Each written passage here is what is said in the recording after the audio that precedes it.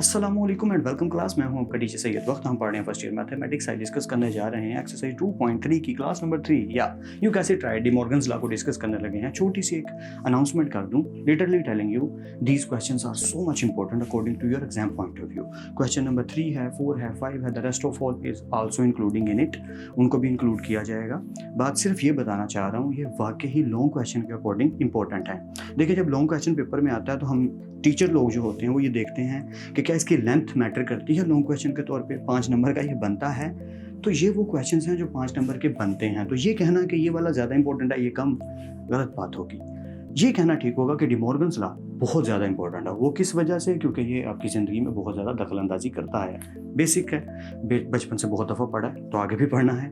तो जब तक मैथ्स दुनिया में है तब तक डी मॉर्गन्स लॉ आपकी जान नहीं छोड़ने वाला, तो इसको अच्छे से सीखिएगा। दूसरी अनाउंसमेंट, अब तक फर्स्ट ईयर मैथमेटिक्स की जितनी भी एक्सरसाइज हमने पढ़ी हैं उन सब की प्लेलिस्ट बना के यूट्यूब चैनल पर मैंने सेव कर दी है। तो जब भी मेरे चैनल पर जाओ तो यूट्यूब पे सैयद वक्त के पोर्शन में जब जाओ चैनल पर, तो वीडियोज़ में जाने की बजाय प्लेलिस्ट वाले पोर्शन में जाया करो और हर एक्सरसाइज को पूरा प्लेलिस्ट को देखा करो, क्लास 0 से लेकर ऑनवर्ड एंड तक, ताकि पूरी चीज़ समझ में आए।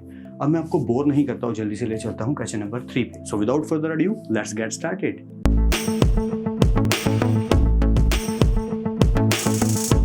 अस्सलामुअलैकुम एंड वेलकम क्लास। डिस्कस करने लगे हैं डी मॉर्गन्स लॉ। या first of all we have to discuss about De Morgan's law को मेमोराइज कैसे करना है। यानी अगर एग्जाम में वो लिखता नहीं है D Morgan's law, just define कर देता है, डिफाइन डी मॉर्गन्स लॉ और verify D Morgan's law, prove D Morgan's law, तो हमें खुद से याद होना चाहिए डी मॉर्गन्स लॉ होता क्या है। और बचपन से पढ़ा इतनी दफ़ा है, समटाइम फिर भी भूल जाता है। तो मेरे पास यहाँ पे 2 मेथडोलॉजीज हैं जिनके ज़रिए मैं आपको बताऊंगा कि इसको याद कैसे करना है। ठीक है, तो सबसे पहले हम ये डिस्कस कर लेते हैं कि इसको याद कैसे रखें। देखिए, बड़ा सिंपल सा मेथड है।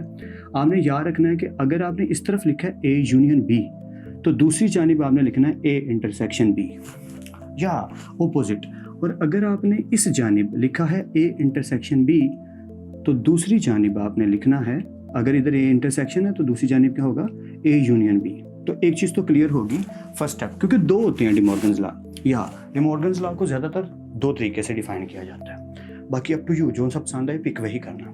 लिखना कैसे है, याद कैसे करना है, उसमें पहली हेल्प ये है, ए यूनियन बी अगर लिखा है तो उस तरफ क्या होगा, ए इंटरसेक्शन बी। और अगर इस जानिब लिखा है ए इंटरसेक्शन बी, तो उधर क्या लिखेंगे, ए यूनियन बी। दूसरा स्टेप, एक स्टेप होने के बाद अगर इधर ऑन द होल पे कॉम्प्लीमेंट है तो उधर दोनों पे अलग अलग कॉम्प्लीमेंट लेना है। दैट्स इट, हो गया ख़त्म। क्या बोला मैंने, अगर ऑन द होल पे इस तरफ कॉम्प्लीमेंट है तो उधर दोनों पे अलग अलग होगा।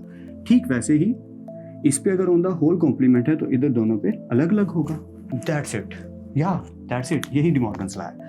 एग्जाम्पल के तौर पे ये क्वेश्चन अवेलेबल है आपके पास और जो गिवन है हम इसके अकॉर्डिंग चलेंगे और दोनों को प्रूव करेंगे 1 by 1। तो शुरू करते हैं। पहला तरीका, according to De Morgan's law what we need it, we need 2 sides. Left hand side है A union B complement is equal to A complement intersection B complement. That's it, हमने ये प्रूव करनी है left hand side is equal to right hand side.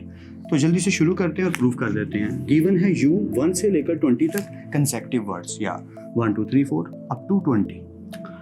ए में given है even numbers, या 2 4 6 8 20 तक। और बी में हमें गिवन है ऑड नंबर्स 1 3 5 7 अप टू 19 तक। और शुरू करते हैं, मजा आएगा। सबसे पहले हमें चाहिए A union B. Alright, it's quite easy, let's take it. यहीं से शुरू करते हैं। ए यूनियन बी चाहिए, नो प्रॉब्लम। ए लिखा, ए क्या है, 2 4 6 8 अप टू 20, ये आ गया ए। क्या चाहिए, union.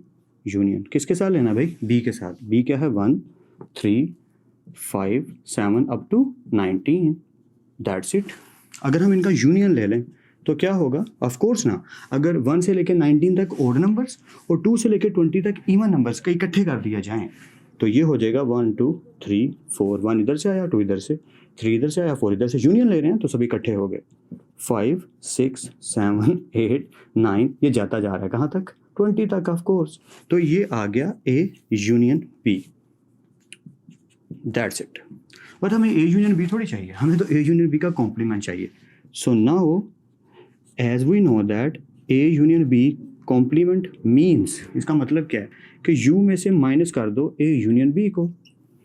This is quite easy ना, या तो हम इधर लिखेंगे इज इक्वल टू यू, हमें क्या गिवन है, यू को देखो 1 से लेकर 20 तक, तो लिखिए 1 2 3 4 अप टू 20, ये आ गया u माइनस, किसको माइनस करना है, a यूनियन b का जो आंसर आया है ये, तो ये आंसर क्या आया 1 से लेकर 20 तक, 1 2 3 4 अप टू 20, इधर ही लिख लेते हैं, या दैट्स इट। तो 1 से लेकर भाई साहब ये आ गए दोनों 20 तक। अब क्या होगा, अगर मैं 1 से लेकर 20 तक में से माइनस कर दूं 1 से लेकर 20 तक, तो क्या आएगा, यू गैस इट राइट, कुछ भी नहीं आएगा, and empty set, you will get an empty set, that's it. ये लेफ्ट हैंड साइड सॉल्व हो गई। अब इसी तरह मूव करते हैं और राइट हैंड साइड को भी सॉल्व कर लेते हैं।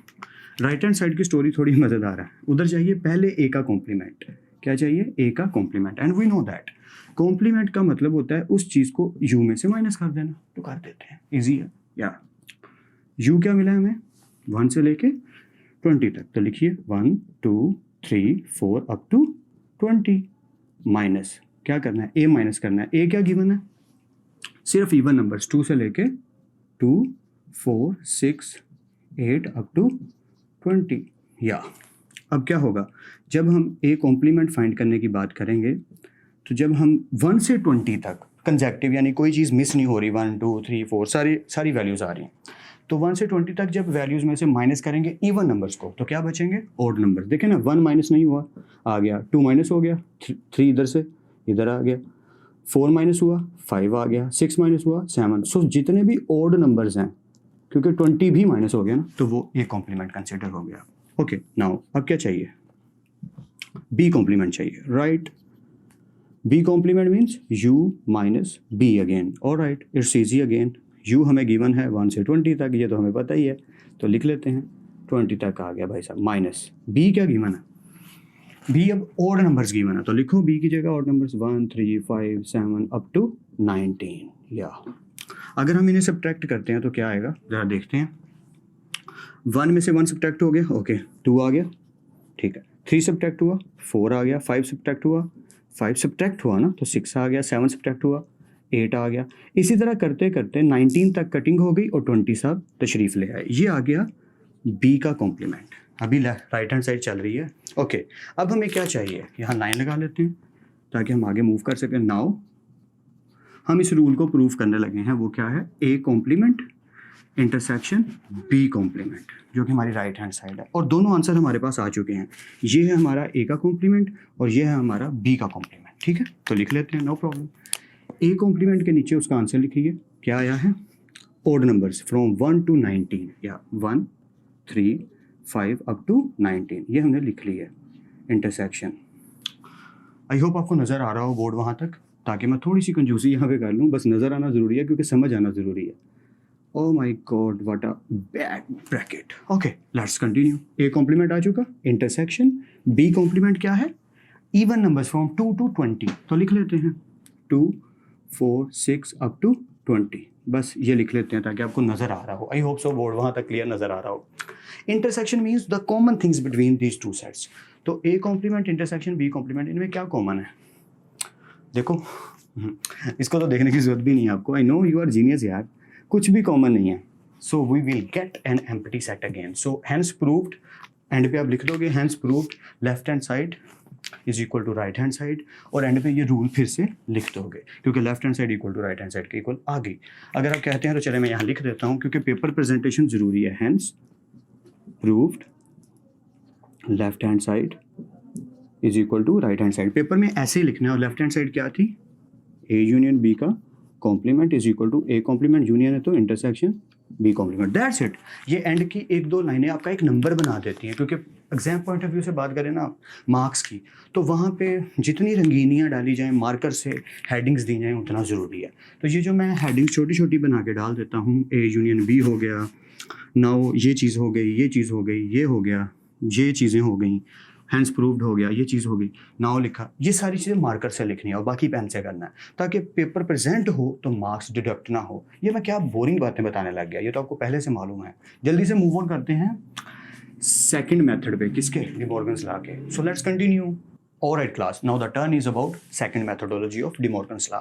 क्या है second method, A intersection B, यानी कि पहले इंटरसेक्शन ले लिया जाए और फिर क्या लिया जाए, उनका complement, alright, is equal to, in left hand side we are getting intersection, so for right hand side we will take union. Yeah, left hand side पे होल पे कॉम्प्लीमेंट है तो राइट हैंड साइड पे दोनों पे अलग अलग आ गया। दैट्स इट, यही सेकंड मेथड है। शुरू करते हैं। ए इंटरसेक्शन बी, इजी है, क्वाइट इजी। ए को लिखिए, ए क्या है हमारे पास 2 4 अप टू 20, ये आगे हमारे ए भाई साहब। इंटरसेक्शन ले लिया किसके साथ, बी के साथ। बी क्या है 1 3 5 7 अप टू 19। अब तो याद हो गया यार आपको भी और मुझे भी। अगर हम इनका इंटरसेक्शन लें तो यू नो दैट ना कि इनमें कोई भी चीज़ कॉमन नहीं है, तो ये क्या आएगा, ए इंटरसेक्शन बी लेंगे तो आएगा हमारे पास एम्प्टी सेट। पर हमें ए इंटरसेक्शन बी तो चाहिए ही नहीं, हमें चाहिए ए इंटरसेक्शन बी का कॉम्प्लीमेंट। जी हाँ, तो हम यहाँ लिखेंगे नाउ ए इंटरसेक्शन बी का कॉम्प्लीमेंट, जो कि क्या होगा, यू में से माइनस कर देंगे ए इंटरसेक्शन बी को। It's quite easy, you know that. शुरू करते हैं। सबसे पहले यू आएगा, लिखिए यू क्या है 1 से 20 तक कॉन्वर्ट सीक्वेंस, 1 2 3 अप टू 20। ये भाई साहब आ गए हमारे यू।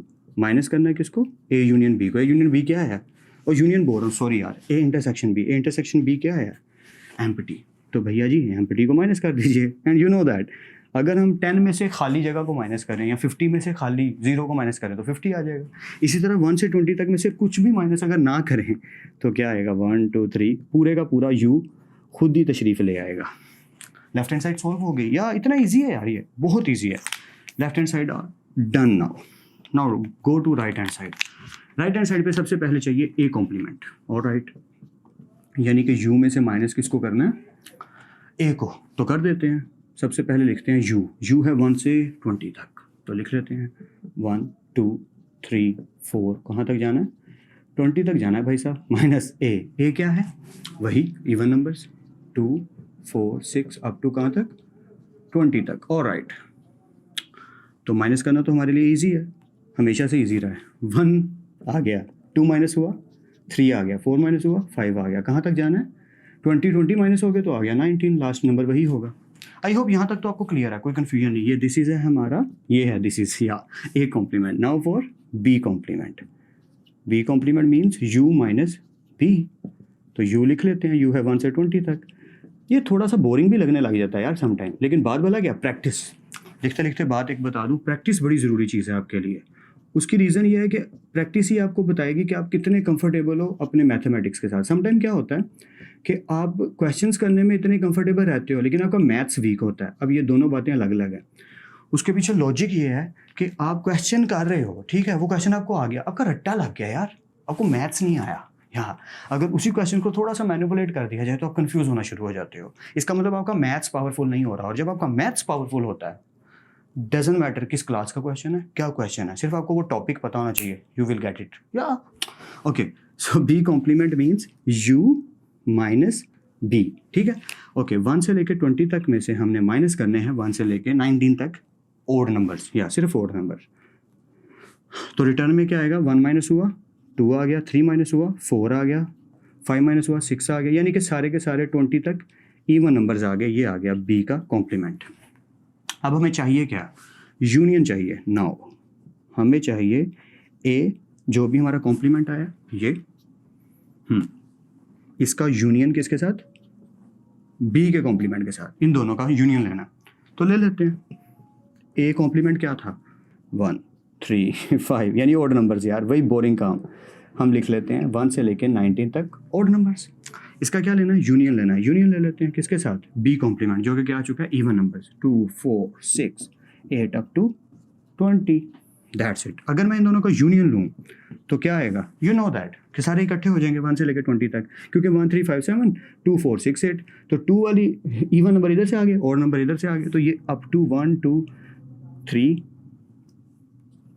4 5 कहाँ तक 20 तक सब इकट्ठे हो गए। तो भैया left hand side right hand side के इक्वल आ गई। एंड पे वही वाली कहानी लिख दीजिएगा, या मैं लिख देता हूँ ताकि आपको आदत पड़ जाए। एंड पे आपने ये बात या ज़रूर लिखनी है, hence proved left hand side is equal to right hand side. और मैं थोड़ा रफ सा गंदा सा लिख देता हूँ, आपने ऐसे नहीं करना, आपने प्यारा प्यारा लिखना है, मार्कर से बना के पेश करना है। जब मेहमान आते हैं तो खाना ऐसे ही थोड़ी परोस दिया जाता है, खाना डाला जाता है, सजावट की जाती है, फिर पेश किया जाता है। क्या left hand side is equal to right hand side, and left hand side is A intersection B का complement, and right side is या इसका ऑपोजिट यूनियन, बी का कॉम्प्लीमेंट, दैट्स इट, काम खत्म, काम खत्म, पैसा खत्म, या दैट्स इट, जो मर्जी कह लो। बस हमारा टॉपिक था डिमॉर्गन्स लॉ, जो आई होप सो कि मैंने आपको समझने में आपकी हेल्प कर दी है। बाकी अप टू यू, आप इसकी प्रैक्टिस कितनी करते हो, उसको सीखते कितना हो, आप पे डिपेंड करता है। The rest is always going to about you, या डिपेंड्स ऑन यू ना, क्योंकि प्रैक्टिस के बिना कोई चीज़ इस तरीके से है, आप इस तरह से समझ लो कि बचपन में एक क्वेश्चन या कोई टेबल बताया गया, आपको 2 का टेबल याद करवाया गया, आपने वो याद कर लिया, अब आप रोज़ सुनाते हो, तो वो जब भी कोई सुनता है बड़े अच्छे से सुना देते हो। लेकिन जब आपको 13 का टेबल फर्स्ट टाइम याद करवाया गया और वो टेबल आपने सिर्फ 2-3 बार याद किया, उसके बाद याद करना छोड़ दिया कि यार इसकी क्या ज़रूरत है, प्रैक्टिस क्यों, कैलकुलेटर आ चुका है, बट उसकी प्रैक्टिस नहीं की। मकसद ये है, तो वो 13 7 दा, 13 9 दा, इस तरह की वैल्यूज़ निकालने में आपको टाइम लग जाता है, बट 2 की वैल्यू आप ऐसे निकाल लेते हो। अब आंसर ये आएगा, सर 2 का टेबल तो ईजी है। वो ईजी इसलिए है क्योंकि आपका रट्टा बड़ा पक्का लगा हुआ है उसको लेकर। अगर 13 का भी रट्टा किसी स्टूडेंट का उतना ही अच्छा लगा है एज़ कम्पेयर टू 2 के टेबल का जितना लगा हुआ है, तो भैया वो आंसर 2 का भी जैसे देता है वैसे ही 13 का भी देगा। मैं जानता हूँ ऐसे स्टूडेंट्स को। या तो आपने ये बात याद रखनी है कि प्रैक्टिस से ही चीज़ सुधरेगी, संवरेगी, बेहतर होगी। ब्रूस ली के बारे में पहले भी बहुत दफ़ा बता चुका हूँ। एक दिन में 5000 सॉरी, एक दिन में 5000 पंचेस मारते थे भाई साहब दीवार पे। तो इतनी प्रैक्टिस करोगे तो चीज़ तो बेटर होगी। अब कोई कह दे कि सर सिर्फ पढ़ते ही रहें सारा टाइम, पबजी कौन खेलेगा, टिकटॉक कौन यूज़ करेगा, एंजॉय कहाँ गया हमारा। अपनी जगह सारी चीज़ें, लेकिन आपका अपना जो मिशन है उसके आड़े मत आने दो चीज़ों को। हेल्प लो चीज़ों से, लेकिन अपने मिशन को, अपने टारगेट को हिलने मत दो, उसको उधर ही बनाए रखो और उसके लिए जितनी जद्दोजहद हो सकती है वो करने में लगे रहो। उसकी रीज़न क्या है कि अगर नाकाम बनना है तो बेशक खो जाओ दुनिया की रंगीनियों में, लेकिन अगर कामयाब बनना है तो रंगीनियों पे नज़र बेशक रखो, काम करते रहो, इन्जॉय लाइफ को करो, गेम्स खेलो, लेकिन लिमिट में। कि यार मैंने 1 घंटा गेम खेल ली, पढ़ाई कितने घंटे की, या दैट्स अ क्वेश्चनेबल थिंग। अपने ब्रेन को ये आदत डालो कि मुझे पढ़ना जिम्मेदारी समझ के है, मजबूरी समझ के नहीं। कमाल की बात है, या कि मुझे अपनी जिम्मेदारी पूरी करनी है, मजबूरी नहीं। या चलिए फिर मिलते हैं नेक्स्ट लेक्चर में। प्रैक्टिस जरूर कर लीजिएगा, प्रैक्टिस आपको हमेशा निखारती है। I hope I help you. मिलते हैं नेक्स्ट लेक्चर में। अपना और अपने घर वालों का बेहद ख्याल रखिएगा। खुद आप सबको बेहद खुश रखिए और बहुत कामयाब करे। खूब मेहनत करते रहिए, लेकिन स्मार्ट वर्क के साथ। अल्लाह हाफिज़ क्लास।